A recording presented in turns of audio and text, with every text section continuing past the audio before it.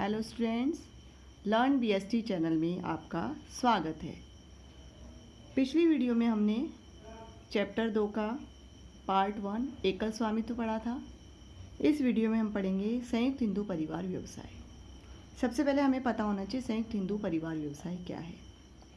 संयुक्त हिंदू परिवार व्यवसाय एक ऐसा व्यवसाय जिसका स्वामित्व संचालन एक संयुक्त हिंदू परिवार के सदस्य करते हैं, अर्थात एक ऐसी फैमिली के सदस्य जो जॉइंट हिंदू फैमिली के हैं, वे ही सब मिलकर इसका संचालन करते हैं, वे ही उसके मालिक होते हैं और इसके जो नियम बने होते हैं, कानून है, वो प्रशासन है हिंदू कानून के द्वारा। परिवार विशेष में यानी इसकी खास बात है कि इस परिवार में कोई भी बालक, चाहे वो बालक हो या बालिका हो, जन्म लेता है तो जन्म के साथ ही वह इस व्यवसाय का क्या बन जाता है, सदस्य, और 3 पीढ़ियों तक व्यवसाय का सदस्य रह सकता है। पूरे व्यवसाय पर जो नियंत्रण रहता है वो रहता है परिवार के मुखिया का। मुखिया वो जो परिवार का सबसे बड़ी उम्र का सदस्य है, उसे हम इसमें कर्ता के नाम से जानते हैं। और अन्य सभी सदस्य कहलाते हैं सह समासी। सभी सदस्यों का पूर्वजों की संपत्ति पर बराबर का क्या रहता है, स्वामित्व। यानी इसमें एक तो उस परिवार का सदस्य होना आवश्यक है, साथ ही साथ पूर्वजों की संपत्ति का होना भी आवश्यक है और जॉइंट फैमिली होनी चाहिए। केवल भारत ही एक ऐसा देश है जिसमें इस प्रकार का व्यवसाय संचालित होता है। अब इसकी विशेषताएं या लक्षण। सबसे पहला, निर्माण। इस व्यवसाय के निर्माण के लिए परिवार में कम से कम 2 सदस्यों का होना आवश्यक है और पैतृक संपत्ति का होना आवश्यक है। व्यवसाय के लिए किसी अनुबंध की आवश्यकता नहीं, क्योंकि हम सभी जानते हैं कि इसमें जैसे ही कोई सदस्य जन्म लेता है वो इसका क्या बन जाता है, सदस्य। इसलिए अनुबंध की आवश्यकता नहीं है, क्योंकि सदस्यता जन्म के कारण मिलती है। इसका जो नियम दिए गए हैं वो हिंदू उत्तराधिकार अधिनियम 1956 में दिए गए हैं, उसी अधिनियम के तहत इसको संचालित किया जाता है। दायित्व यानी रेस्पॉन्सिबिलिटी, लाइबिलिटीज। कर्ता जो कि परिवार का मुखिया होता है, उसको छोड़कर शेष सभी सदस्यों का दायित्व रहता है व्यवसाय में सीमित। यानी कर्ता का दायित्व तो असीमित होता है और सभी सदस्यों का दायित्व होता है सीमित। यानी उनके अंश तक, जितना उनका अंश उस व्यवसाय में, उस अंश तक ही वह, अगर परिवार इस व्यवसाय में ऋण चुकाना है तो केवल उतने अंश तक ही वो चुकाएंगे, उससे ज़्यादा उसकी निजी संपत्तियों पर किसी प्रकार की रिस्क या खतरा नहीं है। नियंत्रण। परिवार के व्यवसाय पर कर्ता का नियंत्रण, यानी इस पूरे व्यवसाय पर रहता है कर्ता का नियंत्रण। वही सभी निर्णय लेता है, प्रबंधन भी वही करता है और उसके निर्णयों को सभी सदस्य मानते हैं। निरंतरता। कर्ता की यदि मृत्यु हो जाती है तब भी ये व्यवसाय लगातार चलता रहता है। क्यों? क्योंकि परिवार का कर्ता के पश्चात जो सबसे बड़ी आयु का सदस्य है वह कर्ता का स्थान ले लेता है, इसीलिए यह व्यवसाय लगातार चलता रहता है।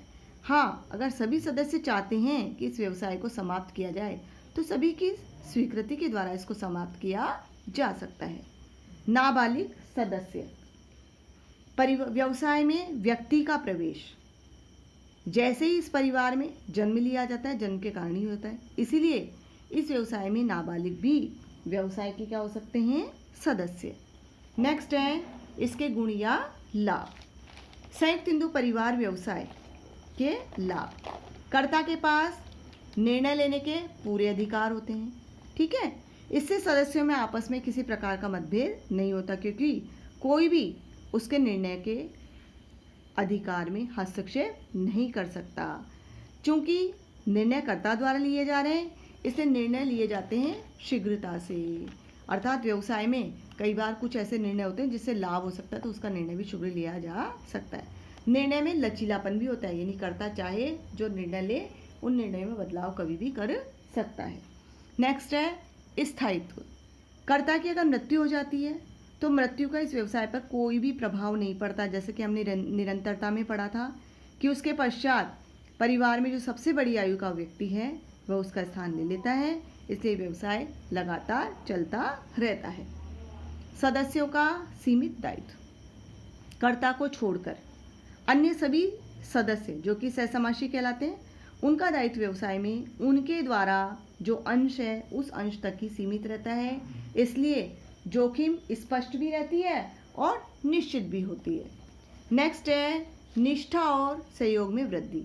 क्योंकि व्यवसाय को एक ही परिवार के सदस्य मिलकर चलाते हैं, इसलिए एक दूसरे के प्रति वो निष्ठावान रहते हैं और उन्हें क्या लगता है कि अगर व्यवसाय का विकास हुआ तो ये विकास परिवार की उपलब्धि तो है, इसलिए उनके लिए गर्व की बात होती है और सभी सदस्य अधिक से अधिक और अच्छे से अच्छा सहयोग प्रदान करने का कार्य भी करते हैं। नेक्स्ट है सीमाएं, जिन्हें हम दोष भी कहते हैं। सीमित साधन। संयुक्त हिंदू परिवार व्यवसाय मूल रूप से किस पर संचालित होता है? पैतृक संपत्ति पर, और उसी पर आश्रित होता है। इसीलिए इनके सामने पूंजी की समस्या होती है, अर्थात इनके पास सीमित मात्रा में ही पूंजी रहती है। यदि वे चाहते हैं कि हम हमारे व्यवसाय का विस्तार करें तो विस्तार की संभावना पूंजी के अभाव में कम होती है। नेक्स्ट है कर्ता का असीमित दायित्व। कर्ता का न केवल निर्णय लेने और प्रबंध के उत्तरदायित्व का ही बोझ होता है, बल्कि उसका दायित्व भी क्या होता है? असीमित। अर्थात व्यवसाय में अगर ऋण चुकाना है तो ऋण चुकाने के लिए उसे अपनी निजी संपत्तियों को भी दांव पर लगाना पड़ सकता है, अर्थात निजी संपत्तियों को भी बेचा जा सकता है। नेक्स्ट है कर्ता का प्रभुत्व। कर्ता अकेला ही व्यवसाय का प्रबंधन करता है। कभी कभी अन्य सदस्यों को उसके द्वारा किए गए कार्य स्वीकार्य भी नहीं होते, जिससे आपस में क्या हो जाता है? झगड़ा। और यहाँ तक कि इस झगड़े का प्रभाव उस परिवार पर भी पड़ जाता है, अर्थात परिवार की जो यूनिटी है वो भंग हो जाती है, यानी वो संयुक्त नहीं रहकर क्या हो जाता है? अलग अलग बिखर जाता है। सीमित प्रबंध कौशल। ये आवश्यक नहीं है कि कर्ता में सभी कार्यों को करने का कौशल हो, अर्थात हर क्षेत्र में वो विशेषज्ञ हो। इसलिए कई बार उसके द्वारा कुछ ऐसे निर्णय हो जाते हैं जिसका परिणाम व्यवसाय को भुगतना पड़ता है, अर्थात गलत निर्णय भी हो जाते हैं। यदि निर्णय प्रभावी नहीं होते तो उसका परिणाम हो जाता है वित्त संबंधी समस्याएं उत्पन्न हो जाती है, यानी लाभ कम होता है और कई बार तो हानि भी हो जाती है। इसीलिए उसमें सीमित प्रबंध के कौशल के कारण कई बार व्यवसाय को नुकसान भी उठाना पड़ जाता है। आज चूंकि हम सभी जानते हैं कि संयुक्त हिंदू परिवार व्यवसाय ढलान की ओर है, क्योंकि संयुक्त हिंदू परिवारों की संख्या धीरे धीरे क्या होती जा रही है? कम। लेकिन ये व्यवसाय केवल भारत में ही पाया जाता है। ओके स्टूडेंट्स, इन सभी पॉइंट्स को ध्यान से पढ़िए, पूरी वीडियो को देखिए, समझिए, पसंद आए तो सब्सक्राइब कीजिए।